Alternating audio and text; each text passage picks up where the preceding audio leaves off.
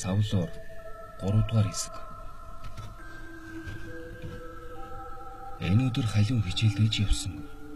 Өдрийн туршид кафед сууж цай кофег ээлжилж уусаар орой болгожээ. Халиуны хичээлд явах дургүй байгаа шалтгаан нь ч бас учиртай. Анги сургуулийнх нь нөхрийнхөө амийг мөнгөөр солсон гээд түүнийг ажиглахыг тэрээр маш ихээр мэдрэх болсон. Тэгэл сургууль найз нөхөдгээд бүгднгээс нь дөлөх болсон гэлээ.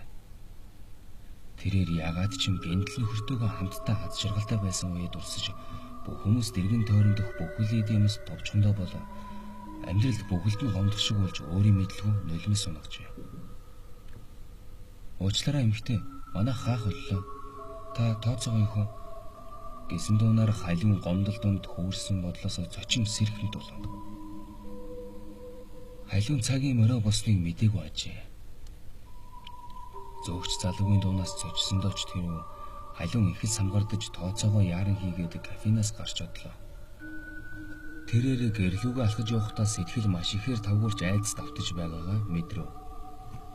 Гэртээ хэн нэгэнтэй хамт очиж хоныг итэл түүнд хань болох найз нөхөд хамаатан садан санаанд нь орсон.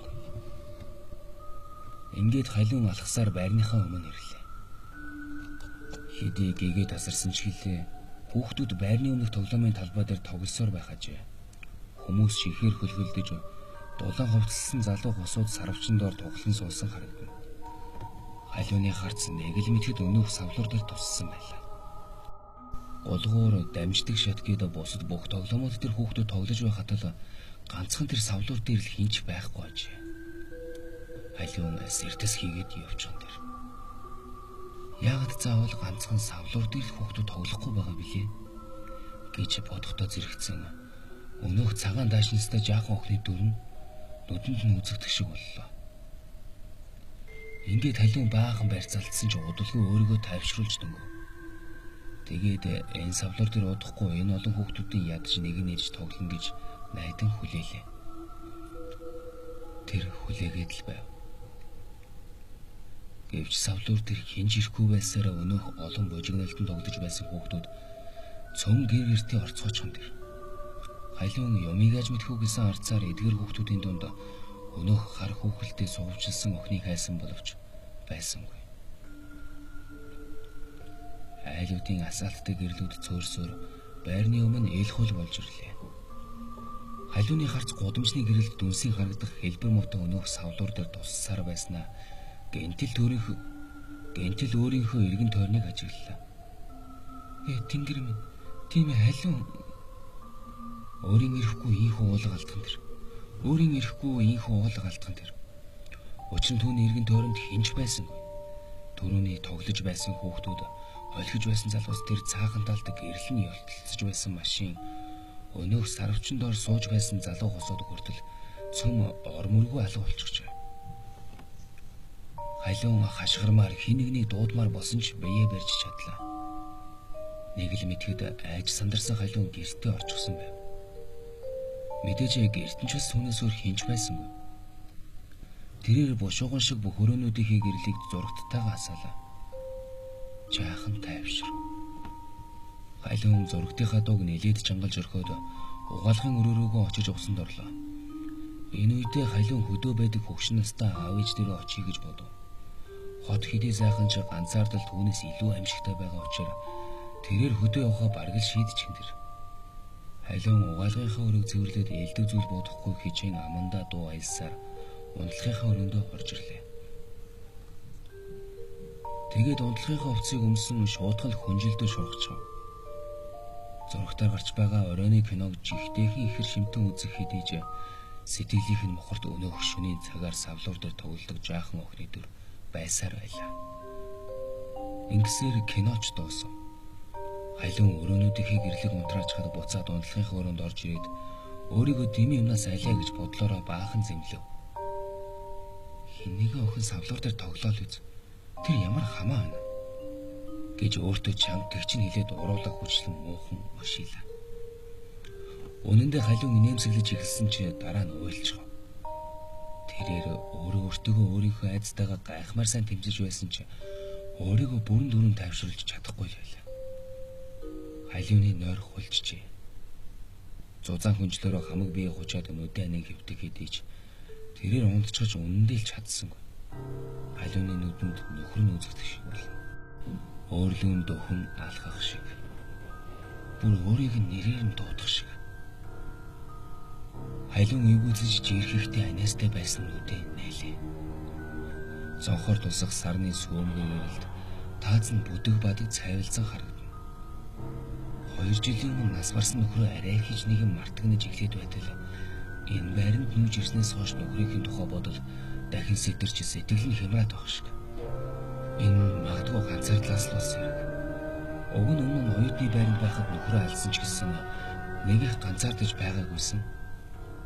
Найз нөхдөд түүний эргэн тойронд байж өөдгөр гонгийг нь хуваалцж байсан болохоор энэ байранд байснаас арай л дээр байж. Гэвч тэр оюутны байранд нөхрөө алдсан ганц бие эмэгтэй гоочлох орчууд мундахгүй олон байсан болохоор тэрээр бүхнээс зүгтэж энэ байрыг худалдаж авсан. Тэрнийхээ хар гайгаар л бүх найз нөхдөсөө холбоогоо таталцаад байгааг. Өнөө хэрэгтэй түүнийг тойрон хүрээлж байсан найз нөхд нь өнөөх нөхрийг нь ажиллаж байсан үйлдвэрээс ирсэн нөхөн олгорын хэдэн төгрөгнөөс нь гордож байсан гэдгийг халуун байр худалдаж авах шийдвэр гаргасан үед л мэдсэн. Түүнд жоохон тэр үед л бүх юм утгагүй болсон доо. Халуун ийхүү элдвийг бодон таад ширтэг хөвцсээр л байлаа. Ингэхдээ халуун өнөөх савлуурын хятадах чимээ дахин гарах болов хэмээн битүүхэндээ хүлээх авчээ. Цаг хормоор өнгөрсөөр. Гэнтэл өнөөх савлуурын чимээ тодоос тоддуултлаа. Түүч тааж жаагүйхний ямар ч хөгөхгүй зэвхий сөөнх хоол.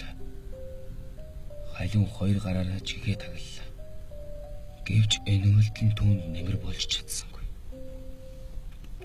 Савлуур хятнан дуурч дүүжин даажин гэсэн сонг хоолоо үргэлжлэн сонсогдсоор халуун арга баран орносоо хөндийлв. Өнөөх цагаан даашинцтай охин хүн байна гэсэн бодлоо батлах гэсэн бололтой халуун цонх руугаа аажимхан дөхөв. Тэгээд харлаа. Мөн байна. Охин өнөөх даашинцтайгаа савлуур дээр суугаад өөрийнхөө өмнө нөгөө өрөвгөр хар хүүхэлтэйгээ суулгаад хүзүүгээ гэлжийлгэн савлуурдж байлаа. Халууны зүрхэн цээжиндээ багтаж ядах мэт уулзсан хурднаар зөхөлж амьсгалан давхцаад ирв. Тэгээд өөрийн ирэхгүй цонхноос олдлоо. Тэрээр нэг л мэдхнээ уулжсан орон дээрээ сууж байгаагаа мэдэв.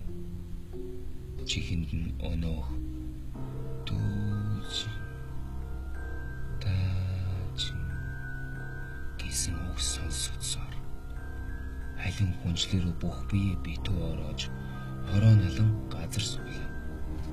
Тэгтэл нэг их удалгүй савлуурын хятадах чимээ дүүж тааж гэдэг үг сонсогдохоо болчихсон тэр. Охин савлууртгаа болчихлоо. Одоо аль орц руу орох вэ? Хажуугийн орц руу орох юм гэж бодсоор халуун дахиад л цонхныхоо өмнө очив. Үнэхээр охин савлуурдч дуусаад хүүхэлдэйгээ санжигнуулан чирсээр 4-р орц руу явж харагдав. Халууны дотор пал хийгээд л явчихлаа. Өчигдрийн охин 1-р орц руу орсон биш үү? Гэсэн өөрөөсөө асуусан бодол халууны толгойд эргэлдэж айж балмагдах сэтгэл нь дээд зэгтээ хүрхэн тэрэ. Гэр нь хажуугийн орц биш байгаа. Мэдээч бас одоо орж байгаа 4-р орц нь ч биш. Гэж тэрээр өөртөө шивнэн хэллээ. Халуун орон дээрээ суугаад цагаан даашинцтай охин яагаад орц болгоныг дамжаад яваад тохоо бодов. Тэгснээр гэнтэл нэгийг санаа бололтой. Сэрдэс хийгээд явчихсан тэр. Тийм ээ. Яг үнэ. Одоо 4-р орцноос хин нэгэн өөх ёстой. Яагаад гэвэл цагаан даашинцтай охин тийш орсон. Халуун ийхүү бодоод салган нь жижирхийлж эхэллээ.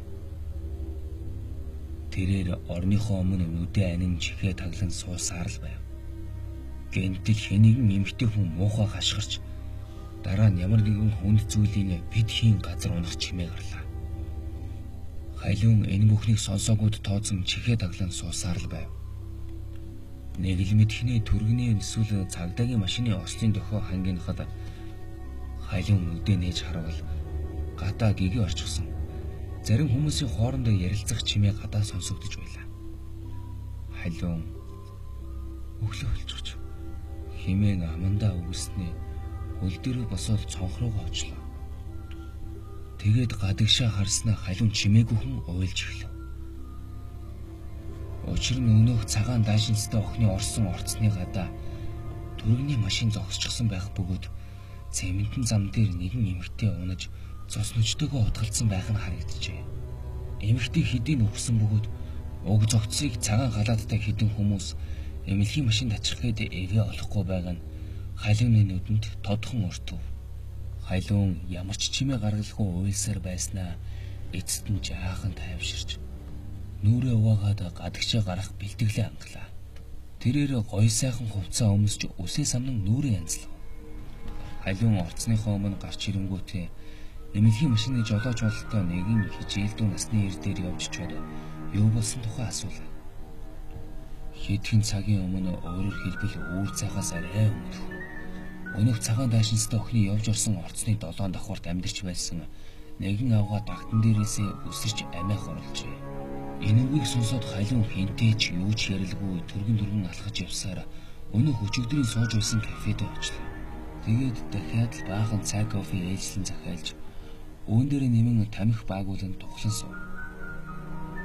Дагтан дээрээс өсөрч амиа алдсан авгаа. Цагаан даашинстай охин хоёрын хооронд ямар нэгэн холбоо байгаа мэт түүнд санагдана. Энэ золгүй явдал болсны өмнөх 2 хоногт ч гэсэн цагаан даашинстай охин савтур дээр тоглож байгаад одоо хэдийнэ нас барчилсан байгаа 2 хүний амьдардаг орц руу явж орсон хэрэг. Цагаан даашинстай охин ороод тэгээд л хүн өсөн. Гүйцээ. Айлын цагаан даашинстай охин хүн алж байна гэдэгт бат итгэжээ.